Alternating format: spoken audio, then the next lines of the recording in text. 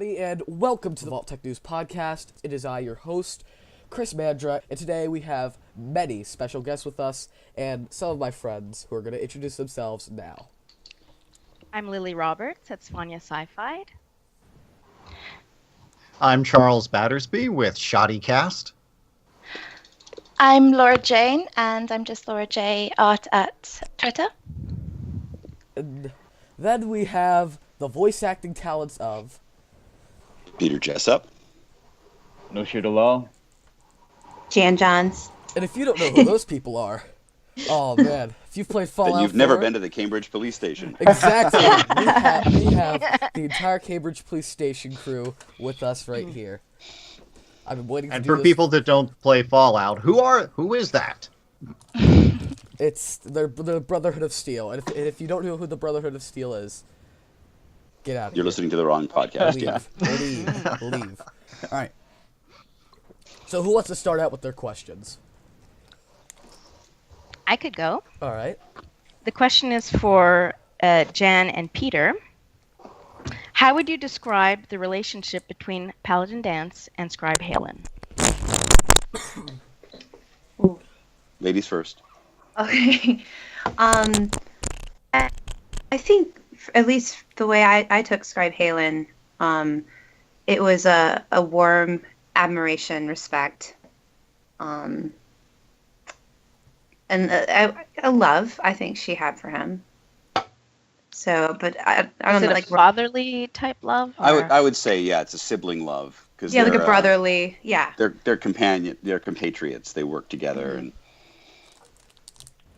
brothers and sisters in arms. It's a beautiful relationship, actually.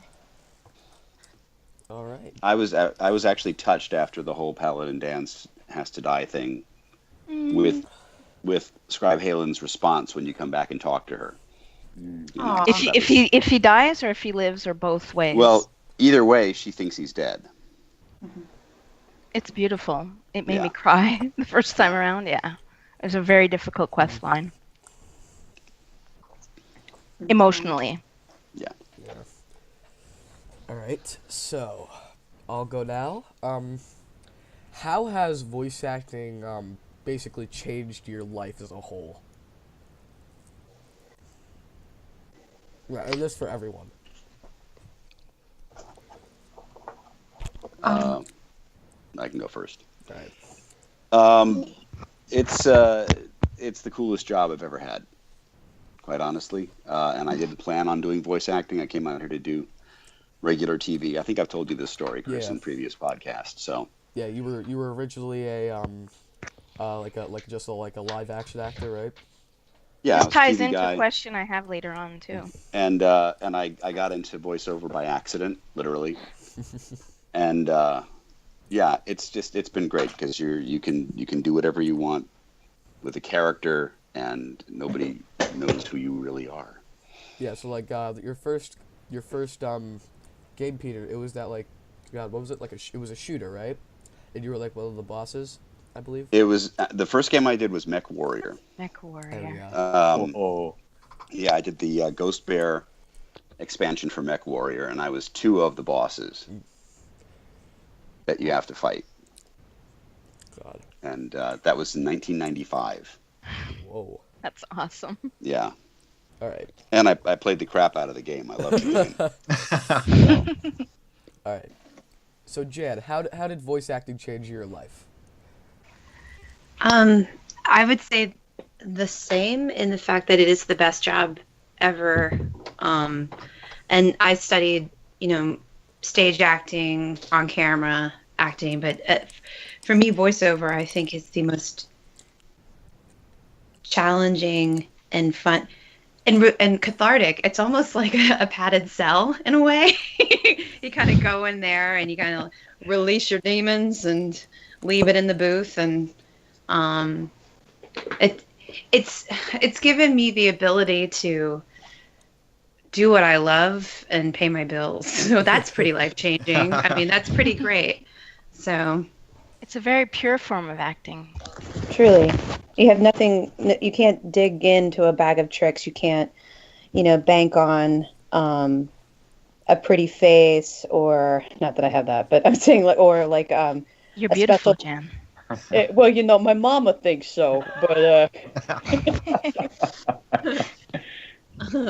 but you know what I mean. It's you can't. Everybody has like the little trick for on camera and stage acting, and every acting teacher will make you aware of it. Like, hey, you're holding tension there, or hey, you always do a line that way. But with voice acting, you either are believable or you're not, and I feel like it is the purest form of acting for truly. All right, and Noshir, how did it change your life? Well, I think probably of the three of us, I'm the newest to voiceover. I can do it via motion capture, which is kind of the roundabout backdoor way to do it, I suppose. Um, I love voiceover because if you look at me, I'm an athletically built, half Japanese, half Persian dude, which means that in TV and film, which is what I originally came out here to do, um, not to get too political about it, but my roles are limited, and they usually involve thermite vests. So it's great to have, the ability to play, the raging nerd gamer or some kind of character that has nothing to do with what I look like whatsoever. And motion capture and voiceover have been amazing that way. They open up worlds of opportunity that are kind of only limited by my imagination versus, being limited by what I look like. And that's been incredibly cathartic for me, for sure. All right. So, anybody else want to say a question, or because I got another one? Oh, I got one. All right. All right, so we're recording this right after the Screen Actors Guild strike started. Oh. And before we started recording, sorry, my microphone went a little fuzzy there. Can you guys still hear me? Yeah. Yeah. Absolutely. You're good. Okay, all right, sorry. So I'll just start that over. We're recording this the day after the big Screen Actors Guild strike started. And before we started recording, we were talking about a couple of things related to how the union is being treated by game developers.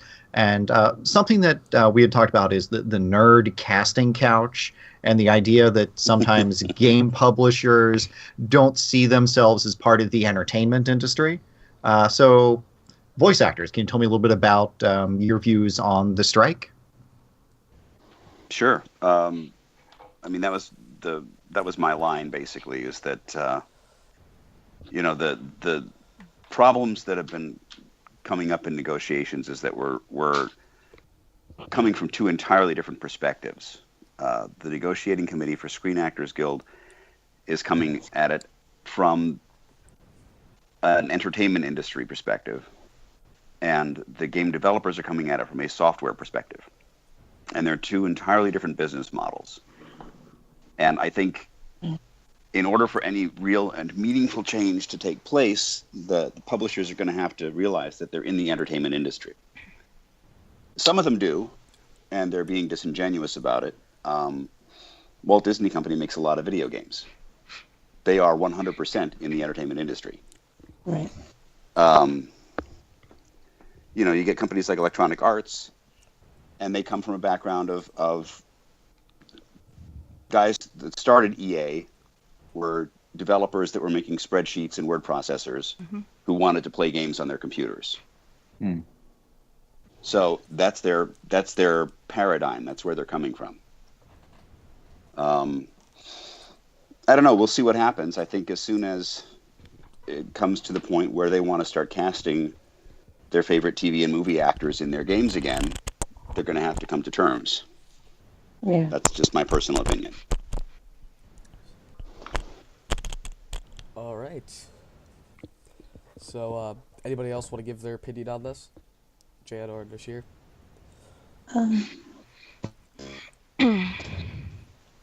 I'm pretty much in agreement with what Peter just said so eloquently. That and it's also, I think, a perspective like that. I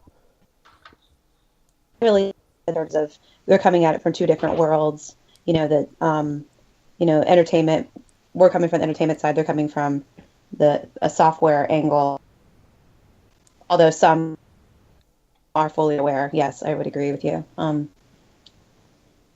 want everyone to have, including, you know, the people that write the games, the long hours, you know, I want them to be treated fairly too. There's a very small percentage that actually sees the fruit of what these games bring in at the very top, and it would be wonderful if it was spread throughout the company for everyone, you know. So I don't know if that makes sense. Yeah, it's good. It's And good. Yeah, I totally agree with All right, I think it's so- also one of those things where I feel like video games, being an avid gamer myself, like the evolution that games have taken, I mean, they're now competing on a cinematic level with cinema. You know what I mean? Yeah. And I don't think you can. Of course, there's a huge component to that, which is, you know, the technology and the writing. But at the end of the day, someone has to tell that story, and you know, we've come a long way, and I think the acting in games has come a long way. And to not look at it as entertainment is folly. I think that's a horrible business model to be using. You know what I mean? Mm-hmm. And voice actors really do bring so much to a game. I mean, have you ever played a game that has bad voice acting in it? It's just, it ruins it.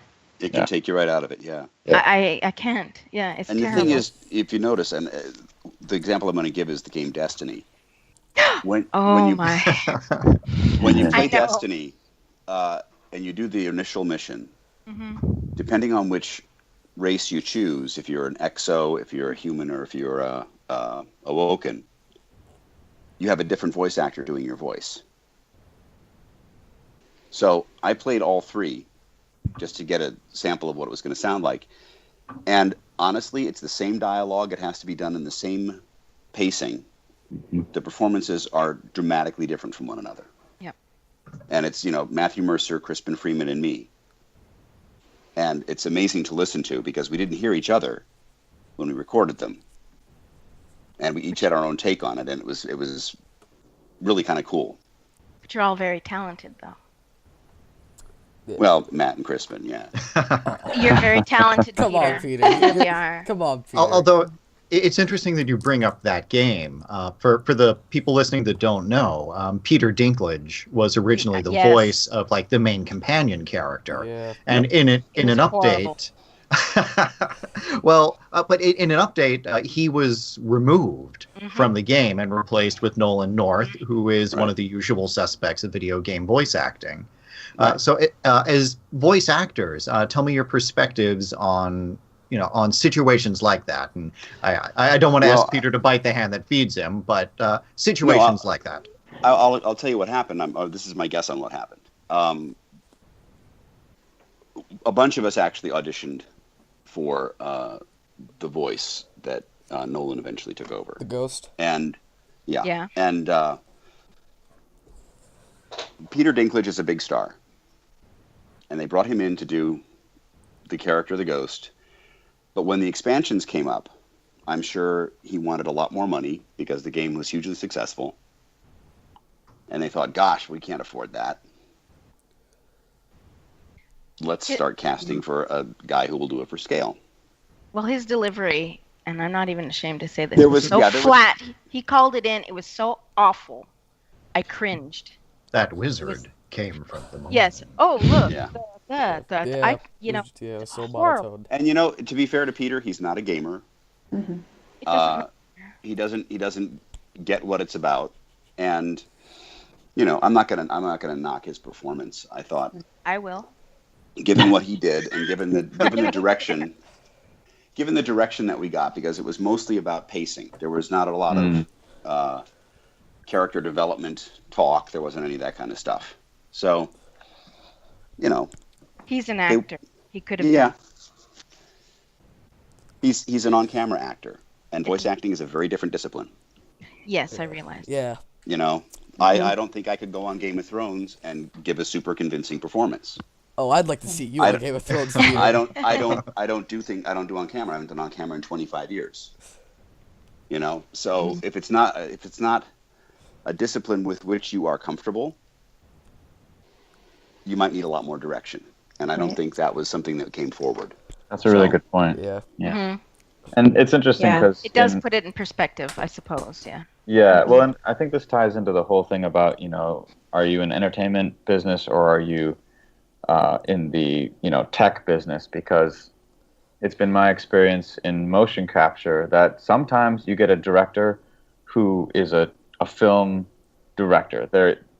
They know what they want from performance, they know what they want from story, and it's about building strong characters, and that's what makes a game amazing. But then every now and then your director is a programmer, and there's nothing wrong with that, but instead of getting direction that's kind of character based and helps you better tell the story, you'll get direction like, well, this is a combat game, so we need a lot more yelling. You know what I mean? Which doesn't. You can get direction like, I need you to understand that this guy's child has just died, he's overwrought, he's going in here. Or you can get direction like, we need this in under 7.5 seconds. Right. Mm-hmm. Well, Jan, that happened to you in Fallout 3. I shouldn't have said that, but it happened to you in another game where they just kind of threw a giant script at her and said, do this. Yeah, but if you're not used to it, I could see where that could be. But you didn't have the voice direction. Right, but we're used to that. Like in Fallout 4. Yeah, we're used to it. But we're used to that. That's part of being a voiceover actor is they throw a huge script at you and you cold read it and you do what you can with it. Exactly. So, with Peter Dinklage, I mean, oh gosh, he's such an incredible actor. He's very good. That trial scene in Game of Thrones, oh my gosh, it was so incredible, so incredible.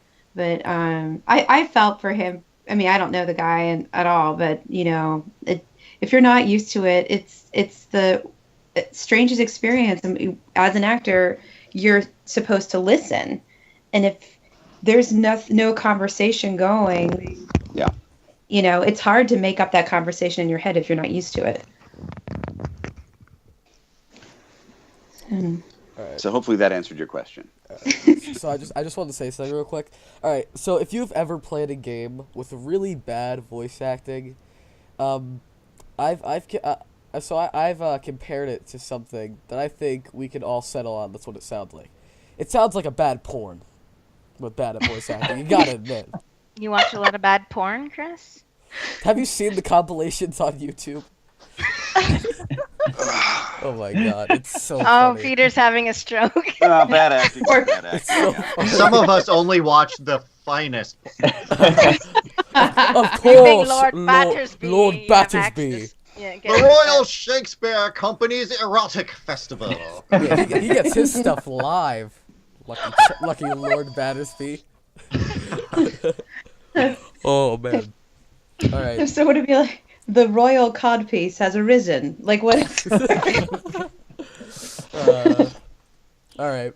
So, anybody else want to say a question? Because I got one right here.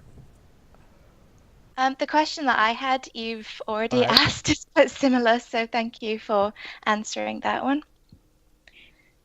All right. So, let's say, what was I about to say now? Fantastic. Oh, yes. What was your most proudest role in a game? Proudest role in a game? Yeah.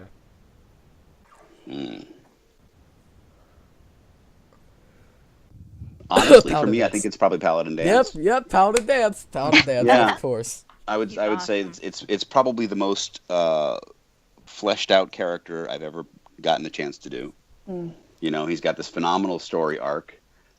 Yeah. That's my answer.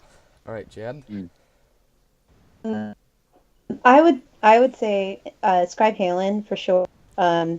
Same thing, that the writing for her I thought was really great, and it really gave me the chance to dig pretty deep emotionally. And I really loved the relationship between Dance and Scribe Halen. So in terms of emotion, it would be Scribe Halen. In terms of fun, it would be Sierra. But because she was just so much fun to play. Right, and I got to apologize to Sierra because I did have to kill Nuka Cola guy. And you got very upset about that. I did. Poor Brad Burton. Right. Although, Jan, you recorded, for people listening who don't know, Sierra Petrovita from the Nuka World DLC. She first appeared in Fallout 3. So, Jan, when you recorded that little bit character 8 years ago, did you think there was any chance that she was going to show up again in the Fallout universe? No, not at all. And the thing is, it was in the stack of paper of all the female characters that I think they were just having us all read a whole bunch and just to see what worked. So they had a whole bunch of voices in the can, But when they handed me Sierra in that initial read, I was like, oh, wow, she's cool. And it's like, well, she's heavily caffeinated, so she has to talk really fast. I'm like, okay, I got that. So when the DLC came out, I had no idea until I was and they said, oh, there's this character named Sierra that you're going to be working on. I'm like, wait, what? Really? So no idea, none. I was hoping, like when they said Nuka World, DLC, but I never would have thought. So that was a fun surprise. So that's interesting that you mentioned. It seems like they didn't know that the actress they had now is the same actress they had 8 years ago. Yeah. Well, they probably didn't. The funny thing is, they go through it like they reuse a lot of the voice actors. Look at Wes for, they've been using him pretty much like they Wes? used. Yeah, Wes. He's been with Bethesda since the beginning of time. Yes, but still, Bethesda likes to reuse their voice actors. He's every voice in Oblivion. He's like Yuri in Vegas. Although Yuri did great, and so did Wes, but it's just every second character was Wes. Explore a vast world with infinite people that all sound like Wes Johnson. Also, Noshir, we never got your answer on the question of what's your most proudest role? Oh, man. Well, I think since I can't talk about any of the stuff that hasn't come out yet, and I think Knight Reese was probably I think that was maybe my first video game VO. I think so. First or second. And it's funny because I didn't know what the game was going in. I found out like halfway through. And when I go on the site, if you look up like Knight Reese, oh my God, the hate that he gets is just epic. Which because you want to punch him in the face. Exactly. Yeah. I like no matter how much you do for him, he's still a dick to you. He's never satisfied. Yeah. And I mean, for me, like, because I had to kind of come, because I remember when I was reading it, I was like, man, I mean, he's just really, really harsh, and I had to come to the conclusion that, I mean, his love for his crew and his loyalty to Paladin Dance meant that he was going to be kind of like the safety check. So like he wasn't going to let Paladin Dance get hurt by trusting someone who didn't deserve to be trusted. Yeah. And so he was always going to be there kind of watching to make sure that nothing happened. And so, I mean, I had a ton of fun with Knight Reese, and the reactions that he gets I love it. I mean, I love it because that's exactly what he would incite in people. So I feel good about it. But he is the Brotherhood of Steel. That's exactly how they would act. Yeah. That's fun. Wait, Noshir, you just gave me an idea. Uh-oh. Oh my God. Oh my God. I have a theory now. What if? Oh God! What if? I know where this is going. What if Knight Reese, instead of in love with Scribe Halen, is in love with Paladin Dance? Oh God! I had a feeling this was happening. Fan fiction writers, get your keyboards ready. This is true. He did not reciprocate Halen's feelings. Mm-hmm. Oh. I'm sure a quick Google search will reveal there's already a DeviantArt I'm sure there's all dedicated kinds of to shit, this. Yes. You'll have to turn off certain settings on your Google account, but I'm sure about. Oh my god, this is fantastic. All right, so who wants to go next with their question? I have a quick question, but I'm not sure if it's already been answered on Twitter or anywhere else. Something appeared on the wiki quite recently saying that Dance's full name is Saul Johnfield Dance, and I'm not sure if that's true. I actually answered that on. I honestly any. Wait, Peter, you're cutting out, Peter. You're cutting out. I have that I someone tweeted that to me like about a week ago, and I answered that I don't remember from the sessions that ever coming up. They may have done that, and it may have been edited out before we started recording. Mm. But as far as I know, they never mentioned what his full name was. Wait, so where did this appear? It was on the the wiki. Fallout wiki, yeah. Yeah, it appeared on some other website as well, but I can't remember what it was called. Yeah, and someone tweeted it to me and asked me, and I said I don't recall that at all from the session. Your So. first name should have been River Dance. It would have worked so well. Lorda the. Oh my god. You mentioned that you get these big piles of scripts and don't necessarily know the context of anything. Are there other situations where you had it in your mind that your character had a certain motivation, and then years later you find out from obsessive fans that there's a hidden document somewhere in the game that completely contradicts what you as an actor were doing with this character? No, but that wouldn't surprise me at all. Me either. All right. The hidden document where we suddenly find out that the Paladin Dance was a synth. That would be that would be crazy. Spoilers! Stop! Spoilers! Crazy. I'm just saying that's probably some weird fan conspiracy, you know. So. Well, obviously, I mean, it couldn't be true. Yes, Yeah. Paladin Dance, a synth? Never. That's crazy. Play Fallout 4 if you didn't get our joke. You don't belong here. Alright. Next question is from me. Alright. So, have any of you done work for Bethesda in the past besides on a Fallout game or like pretty much, yeah. Yeah, I did Dragonborn DLC for Skyrim. Yep, Mirak. Anything else besides Mirak? That's the only thing I've done for them. I have been wanting to work for them for years, and when they hired me for that, I was like, yes! So. All right, and Jan, I know you've done a few things for Bethesda, if I'm correct. Yes, but I think it's all been Fallout related. I'd love to do more with them because they're so nice. They really, really are. And I would be proud to do their voicemail if they needed that.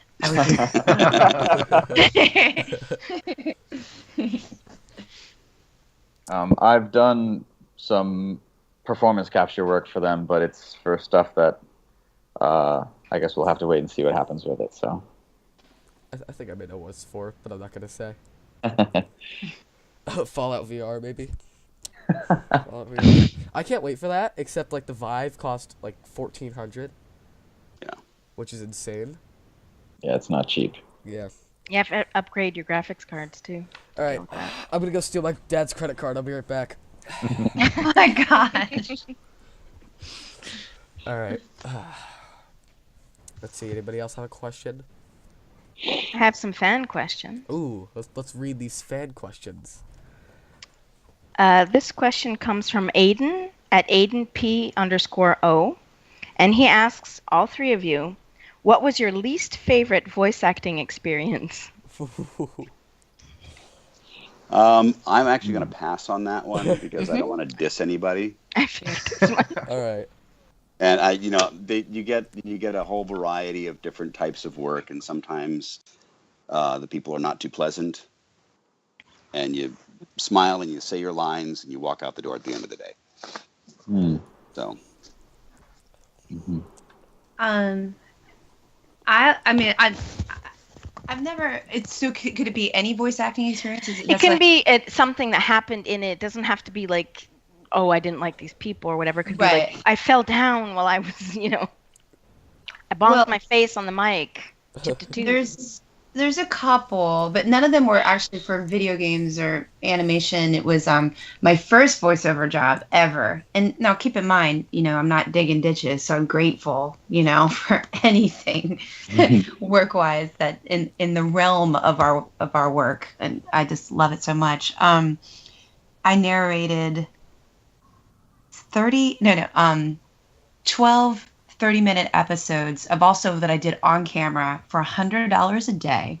And then I did the voiceover for $100 a day. And it was all day sessions in this, in this studio where it was mainly for musicians. So cigarettes were smoked. I mean, it was like, so your throat was like, and I mean, I was working probably 6 hours, sometimes 8 hours voicing narration. And, it's my first voice job. So I'm making mistakes. I'm nervous.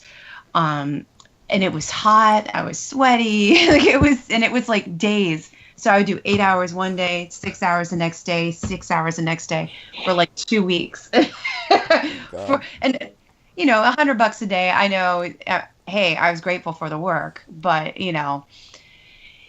I'm glad I learned that lesson early to ask questions before I say yes to a job. All right. I think I'm probably new enough to voiceover that I have yet to have like a really horrible experience. Thank goodness. I think the closest thing I can come to is simply, those moments when you get in there, motion capture or voiceover, and it quickly becomes clear that the director isn't like a story-based director. And it's just so great to actually hear Peter and Jan talk about it and how over the years of experience they've just learned to be self-reliant and create those things for themselves.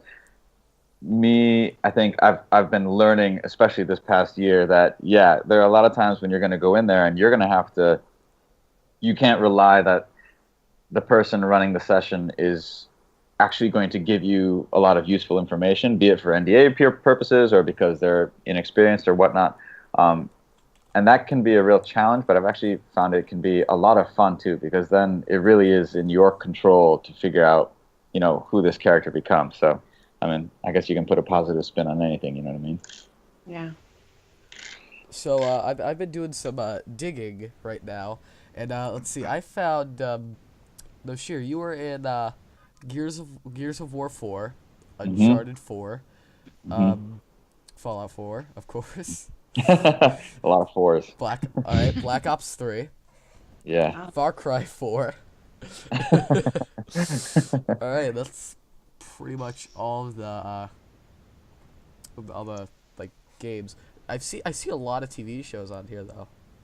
Yeah, I mean, I came to LA to do TV and film and fell into motion capture completely, like kind of by freak accident and the graciousness of some people. So I've been very lucky. Let's see. So we got CSI, we got Criminal Minds, we got Hawaii 5-0, we got NCIS Los Angeles, we got General Hospital. My God. All of your roles are credited as police officer number 2. Yes. That's pretty standard for this guy, yeah. I do let me see your hands. Don't you move, I'll shoot you. All that stuff. Wait, I just gotta search this up real quick. Oh my God. I gotta see. Vimeo has good clips of him. Oh God, are you guys talking about me still? Yeah. Jan, Peter, what have you guys done? Like I said, I haven't done anything on camera in 25 years. So. What's the last thing you did on Good camera, luck. Peter? Last thing I did on camera was an episode of a TV show called Drexel's Class. It's a sitcom starring Dabney Coleman. Oh my God. In 1991. What was so bad about that show that it prevented you from ever going on camera again. Oh no, I got hit by a car. Wait, seriously? For real? Yeah. Oh my I god. told my Chris the story in God. another Oh podcast. yeah, now I remember. Yeah. Yeah, I'd been here a month. I was going to do this show. I got hit by a car. No. I was on a bicycle, and I landed on my face. Ooh. Oh my god. And it took several years for my face to heal up enough that I could do it. And by then I was like, yeah, you know what? I got fat. My hair's falling out. Fuck it. Look at you now. I'll just do voiceover. Look at you. Look at you now, Peter. Oh, Peter. All right. So I just That deserves to be turned into a movie. Yes. Yeah. I would That- like to see Peter Jessop the movie, definitely. And narrated by Peter Jessop. There you go. Now we got to No, get I would Nolan get- North to narrate. I was going to say, I wanted to get Patton Oswalt to narrate it, but yeah. Oh my Yeah. god. So Noshir, I just found this. You were in the Disney Channel's or Disney XD's Pair of Kings season Yeah. 2, episode 8. That Jason was a lot of fun. Nation Makula. Jason Yep. Makula. Yep. Oh man. How was that experience? It was actually, honestly, it was such a blast because most of the characters that I tend to play based on my appearance are really serious, really, cops and soldiers and like hardcore angry dudes. And that was a chance for me to play like a bumbling kind of lovable idiot. And it's so fun to get to do things that normally I don't get to do. I had a great time. And actually, Disney XD, I did another show called Kicking It, and that was where I found met. it. Yeah, and that was where I met like Mitch Gould, and he was the stunt coordinator on it. And when he found out that I could actually do martial arts, he put me in touch with some wonderful people, and that's how I got my start in mocap. So I owe Disney XD a lot. I'm just gonna search. I'm gonna say this, guys. The funny thing is, I actually know all these shows. 'Cause, if all of you don't know, I'm actually fairly young. I'm actually 13. If none of you wow. know. That's crazy. Yeah. And look at me now. There you go. All those kids at school said I couldn't do anything important. Well, you go suck I it. Go always collect all your believed in shoes. you. Oh, thank you. I always did. Oh man. All right. So let's see. You were Brock on Kicking It. Yeah. I'm just gonna search up this character real quick. All right, and I found you. Whoa. It's terrifying what you can find on the internet. God, man. Whoa. Uh-oh. What is that? I don't know What is that? Is that like a janitor's uniform? Oh, yeah. I played a janitor who was like a psycho ex-MMA crazy guy. It was hilarious. We had good fun Is on that it, you but- with your shirt off? Oh, yeah, probably. God, you're ripped, man. Thanks. All right, all right. Note to self: don't make any jokes about Night Reese. Got it. All right. So, who wants to go next for their question? Okay. Oh, jeez, man. All right. All right. Just me then. All right. So, if you all right. So,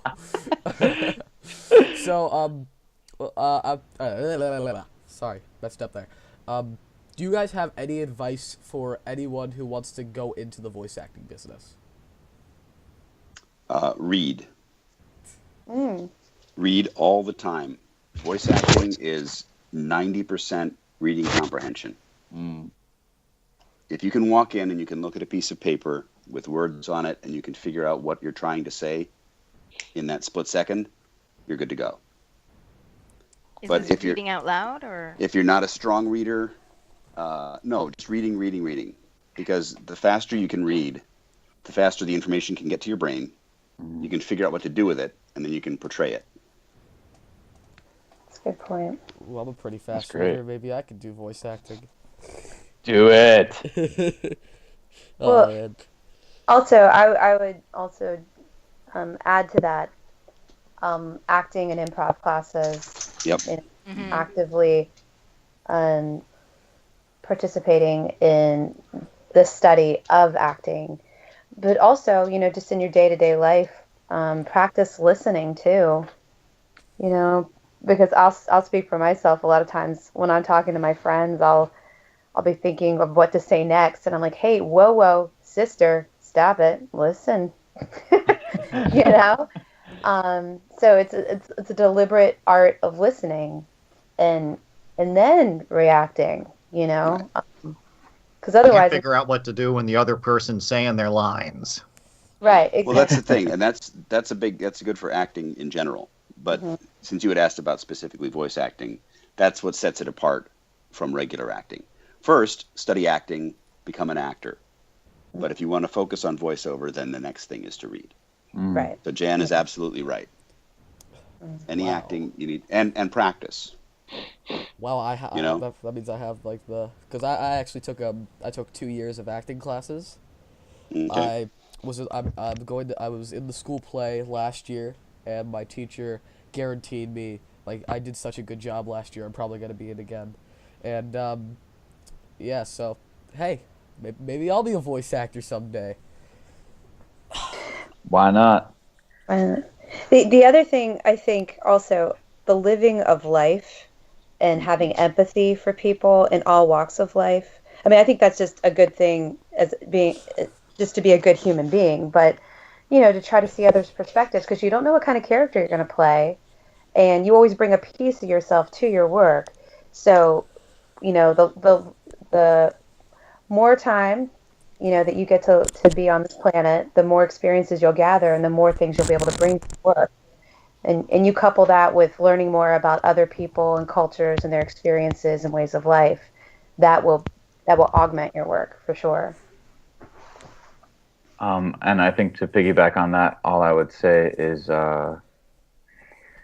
be brave. I think a lot of people would love to do, voice acting, or would love to be an actor, and but it's unstable, and but it's this, but it's that. It's and you're only gonna get one chance at this. And if you're 80 years old, looking back, going, "Oh man, if only I had tried to do something," you'll regret it. So go for it, and kind of be balls out about it, and enjoy it, because it's an amazing adventure. It's not easy, but it's amazing.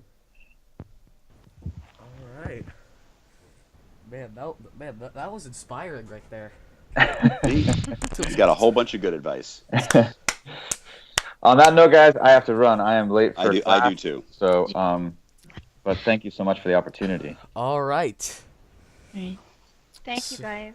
Thanks, guys. Noshir, I'll be in touch. Yeah, absolutely. Really nice meeting everyone. Laura, James, so nice to get a chance to talk. Bye. It's nice to meet you. Dan, Chris, everybody, you guys are awesome, man. Oh, thanks.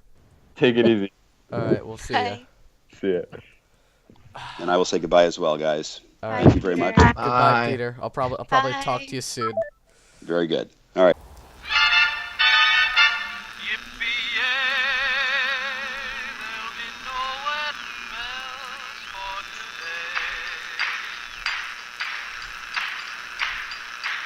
Spurs.